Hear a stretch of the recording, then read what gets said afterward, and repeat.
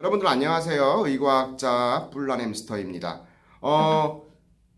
지난주에 제가 그 복귀 영상을 올리고 나서 여러분들께서 댓글을 통해서 많이 질문들을 하신 게 뭐냐면 이 경계성 성격 장애자들의 그 증상이라든가 행동들을 보니까 이게 뭐 소시오패스라든가 사이코패스하고 같은 게 아니냐 이렇게 여쭤보시는 분들이 많이 계시더라고요. 그래서 오늘은 그 간단하게 예를 들어 가지고 여러분들께 그 명확한 답을 드리겠습니다. 자, 우선 우리 최근에 인터넷을 아주 뜨겁게 달궜던 사건 기억나시죠, 여러분들? 고유정 사건이라고 그래서 제주도에서 2년 전에 그 이혼한 전 남편을 무참하게 살해를 하고 시신을 매장을 한 그 사건이 이제 세상에 드러났습니다. 저도 그 사건을 보면서 엄청 놀랍기도 하고 황당했던 것이 뭐냐면은 그 언론을 통해서 이 고유정의 그 신상이 공개되지 않았습니까? 신상이 공개되고 언론에 얼굴이 공개가 됐는데도 불구하고 이 고유정이라는 이 사람의 얼굴에 어떤 변화가 전혀 없어요. 그래서 확실하게 이 사람은 일반적인 우발적인 범죄를 저지른 그 사람이 아니고 어떤 그 정신적인 질환을 가지고 있다 분명히. 그것이 뭐 소시오패스나 사이코패스든 경계성 성격 장애든 어떤 다른 정신 질환자든 간에 뭔가 이 사람은 있는 사람이다.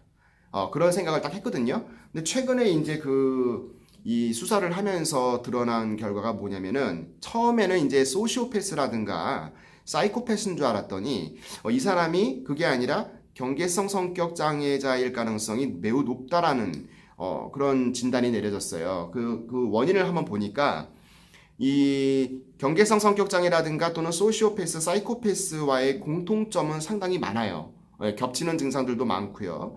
그 경계성 성격 장애자들의 가장 대표적인 특징이 뭐라고 그랬어요? 제가 지난번에 어떤 감정에 대한 그 혼란 또는 감정 통제 불능, 그리고 나서 어떤 상대방에 대한 어떤 그 불신, 그리고 이것이 어떤 또 자기애적 어떤 이 성격 장애로 나타날 수도 있거든요. 그래서 이 상당히 복합적이란 말이에요. 증상들이 겹치는 것들도 많고, 물론 이제 어떤 생물학적이거나 의학적인 관점에서는 명확하게 경계성 성격 장애라든가 소시오 사이코패스와의 구별되는 차이점은 있습니다.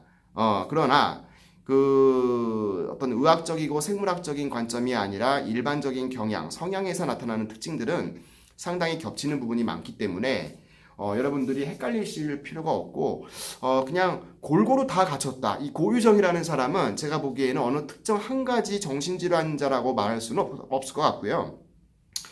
뭐 자기애성 성격장애, 경계성 성격장애, 그리고 사이코패스, 소시오패스 또는 뭐 여러 가지 많지 않습니까?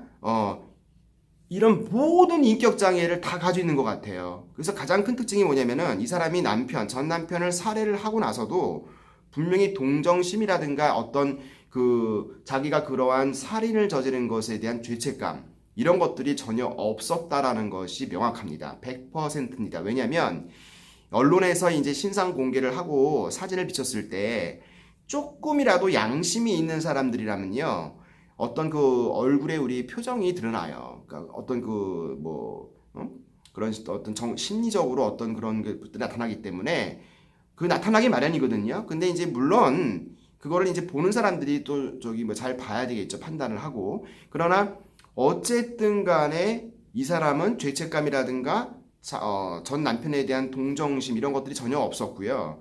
그리고 계속해서 거짓말을 합니다. 네, 그것이 가장 경계성 성격장애자들의 대표적인 특징이거든요. 그래서